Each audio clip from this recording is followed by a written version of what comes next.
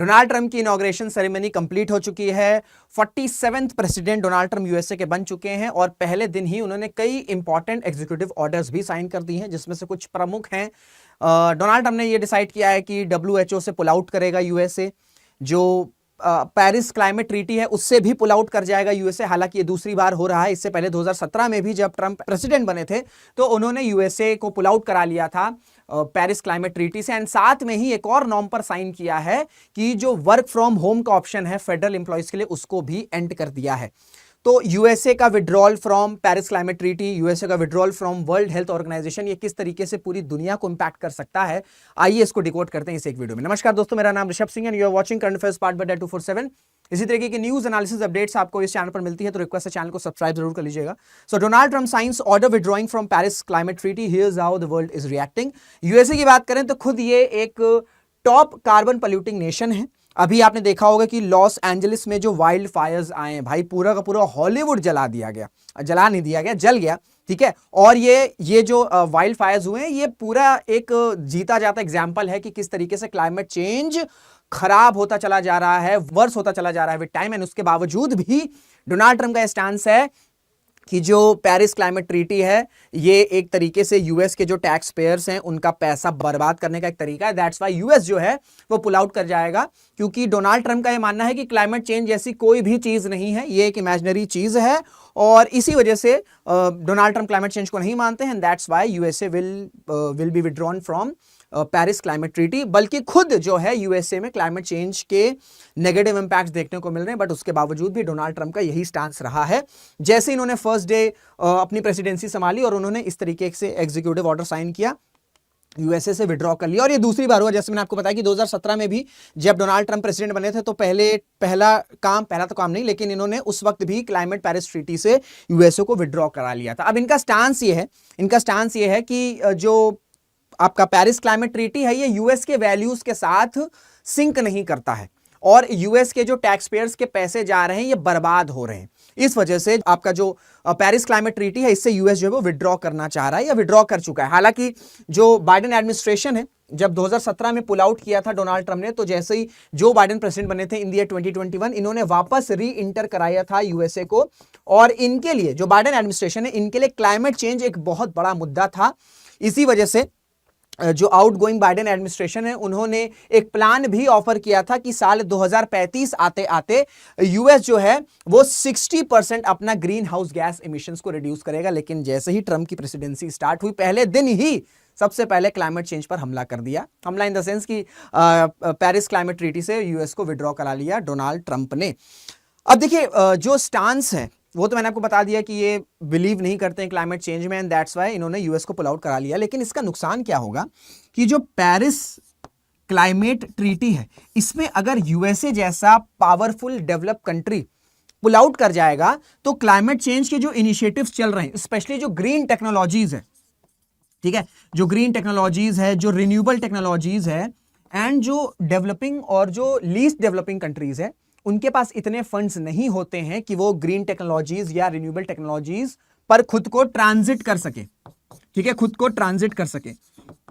और अगर पूरी दुनिया से क्लाइमेट चेंज को कम करना है या खत्म करना है तो जितने भी देश हैं ना उनको ये ट्रांजिशन करना होगा, ग्रीन टेक्नोलॉजीज की तरफ जाना होगा। अभी जो हम फॉसिल फ्यूल पर डिपेंड हैं अपनी एनर्जी के लिए, इससे ट्रांजिट करना होगा towards renewable technologies and green technologies. लेकिन इस ट्रांजिशन के लिए चाहिए फंड्स, ठीक है, और ठीक ठाक फंड्स चाहिए। ऐसा नहीं कि स्मॉल फंड्स चाहिए, ठीक ठाक फंड्स चाहिए।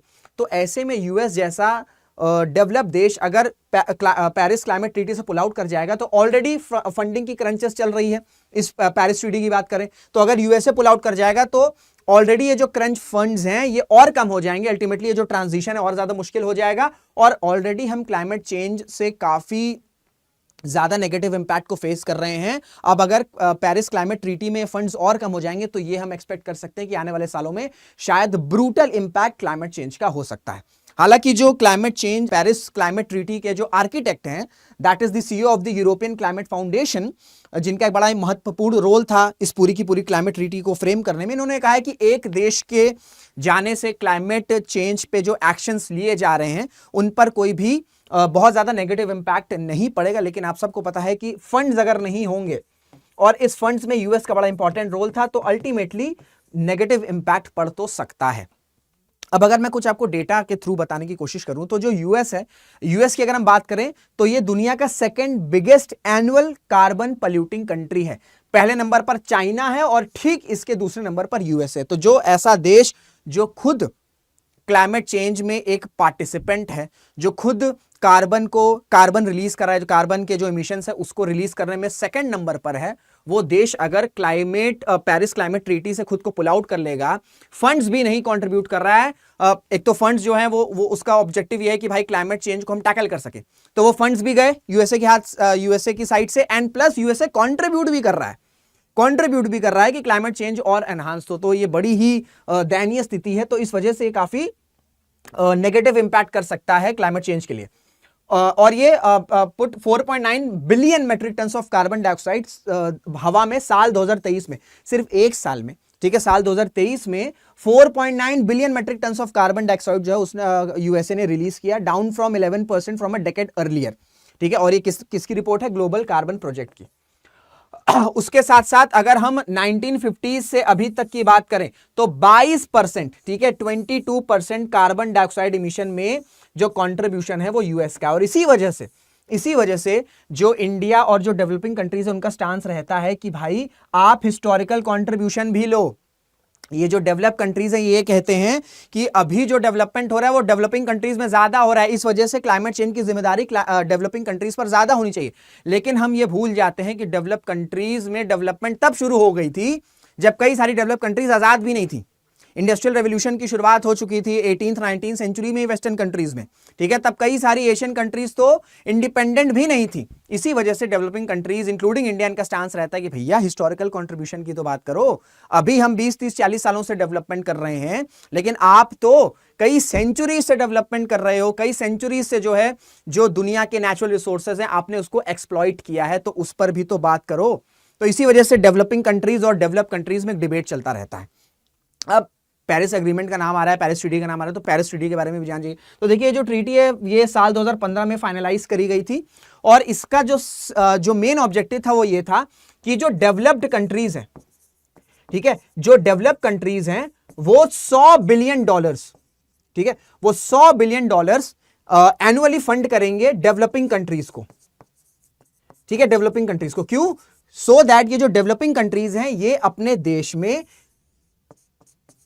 ग्रीन टेक्नोलॉजीज और रिन्यूएबल टेक्नोलॉजीज को इंस्टॉल कर सके, क्योंकि मैंने आपको बताया है कि फॉसिल फ्यूल से रिन्यूएबल टेक्नोलॉजीज की तरफ ट्रांजिट करना इसके लिए चाहिए, इसके लिए यू नीड फंड्स। और ये जो फंड्स हैं ये डेवलपिंग कंट्रीज के पास इतने नहीं, लिमिटेड फंड्स हैं। तो इस वजह से डेवलप कंट्रीज, क्योंकि इन्होंने हिस्टोरिकल इनके कॉन्ट्रीब्यूशंस रहे हैं, हिस्टोरिकली इन्होंने नेचुरल रिसोर्सेज को एक्सप्लॉइट किया है, इस वजह से इनकी ये रिस्पॉन्सिबिलिटी बनती है कि जितनी भी डेवलपिंग कंट्रीज है जहां पर डेवलपमेंट 30 साल 40 साल या मैक्सिमम 50 साल से चल रहा है, उन डेवलपिंग कंट्रीज को सपोर्ट करें। क्योंकि उसे कहते हैं ना कि जो स्टालवार्ट हैं when it comes to climate change, these are the developed countries, क्योंकि यहां पर तो 18th और 19th सेंचुरी से ही जो है वो क्लाइमेट चेंज या इस नेचुरल रिसोर्सेज का जो एक्सप्लॉयटेशन उसकी शुरुआत हो चुकी थी।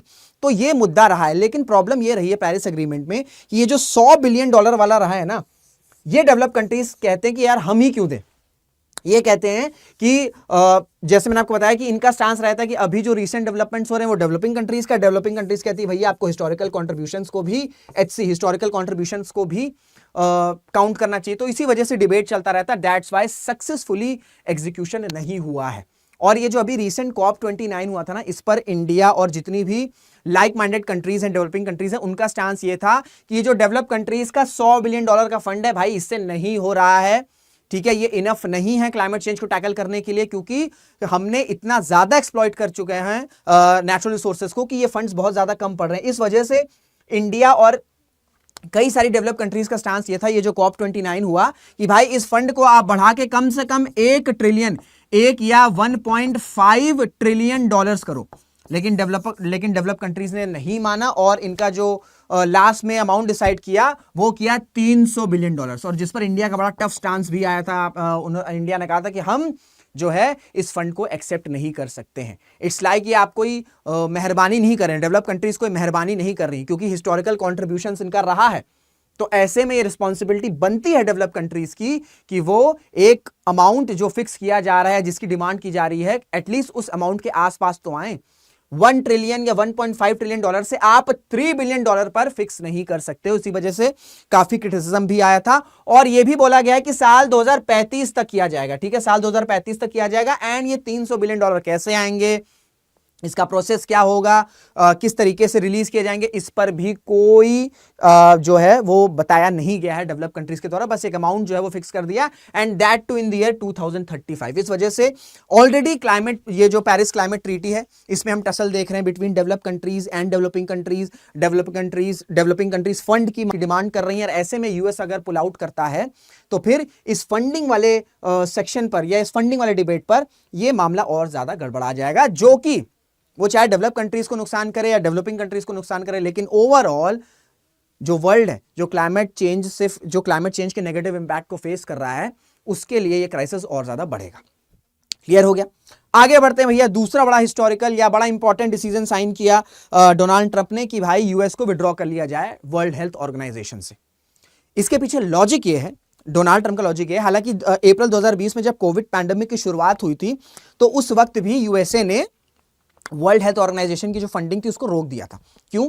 क्योंकि डोनाल्ड ट्रंप का ये स्टांस है, उस टाइम ये स्टांस था कि जो WHO है इसने ट्रांसपेरेंसी नहीं बरती। हालांकि ये इस बात में कई जो कंट्रीज हैं ये सहमत हैं कि WHO ने प्रॉपर ट्रांसपेरेंसी नहीं बरती और चाइना से अकाउंटेबिलिटी नहीं की भैया कि कोविड किस तरीके से या क्यों इतनी तेजी से फैल गया। ठीक है, इतने लोगों की जानें चली गई, इतने देशों की इकोनॉमी कोलैप्स हो गई, इस पर WHO ने कुछ खास अकाउंटेबिलिटी नहीं रखी टुवर्ड्स चाइना।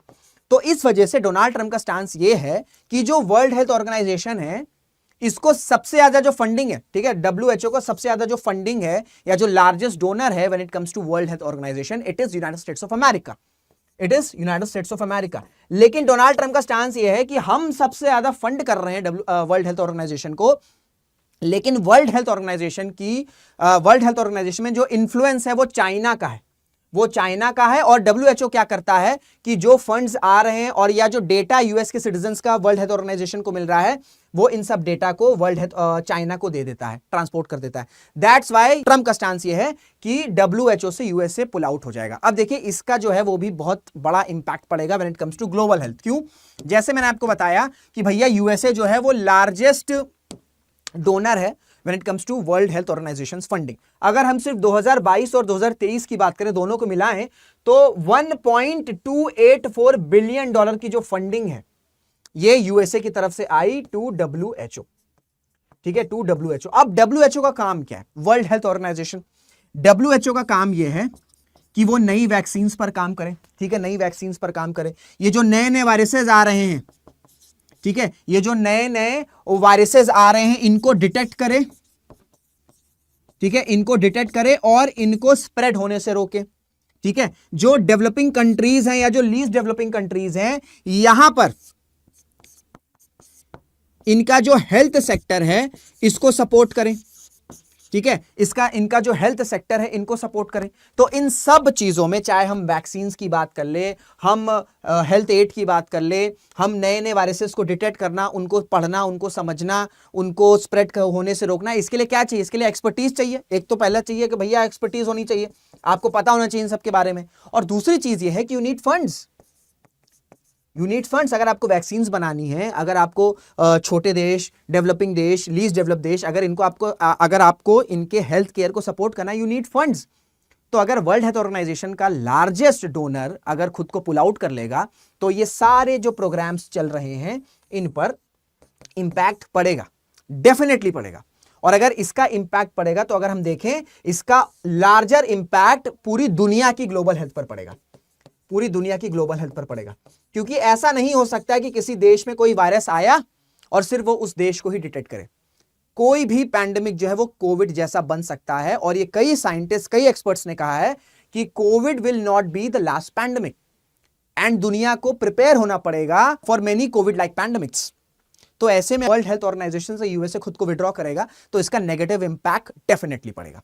क्लियर हो गया? और दूसरा ये की है कि डोनाल्ड ट्रंप ने भैया वर्क फ्रॉम होम जो है फेडरल एम्प्लॉयज के लिए इसको इसको रिजेक्ट कर दिया। और ये स्टांस इलॉन मस्क का भी था। इनको लगता है कि वर्क फ्रॉम होम में जो एफिशिएंसी है वो शायद कम होती है, लोग रिलैक्स होकर काम करते हैं, इसी वजह से वर्क फ्रॉम होम का जो नॉर्म है उसे खत्म कर दिया फेडरल एम्प्लॉइज के लिए। हालांकि जो कुछ सीईओज हैं उनके लिए कुछ एक्सेप्शन है, लेकिन ओवरऑल जो फेडरल एम्प्लॉइज हैं उनके लिए अब वर्क फ्रॉम होम खत्म हो चुका है। अब उनको रेगुलर ऑफिस आना होगा, क्योंकि ट्रंप का यह मानना है कि वर्क फ्रॉम होम में ट्रांसपेरेंसी भी कम हो जाती है, एफिशिएंसी भी कम हो जाती है। इस वजह से जो एम्प्लॉइज ऑफिस आएंगे उनकी प्रोडक्टिविटी एनहांस होगी। तो ये पूरी न्यूज रही। वैसे आपकी क्या राय है, वर्क फ्रॉम होम में प्रोडक्टिविटी एनहांस होती है, डिक्रीज होती है, वर्क फ्रॉम होम को हटाना चाहिए, नहीं हटाना चाहिए, इस पे आपकी क्या राय कमेंट्स में जरूर बताइएगा। तो इसी के साथ इस वीडियो को एंड करते हैं। वीडियो अगर अच्छी लगी तो इसे शेयर जरूर करिएगा, लाइक जरूर करिएगा, एंड कमेंट्स भी जरूर से करिएगा। इसी के साथ वीडियो को एंड करते हैं, मुलाकात करेंगे आपसे अगले वीडियो में। जय हिंद, जय भारत।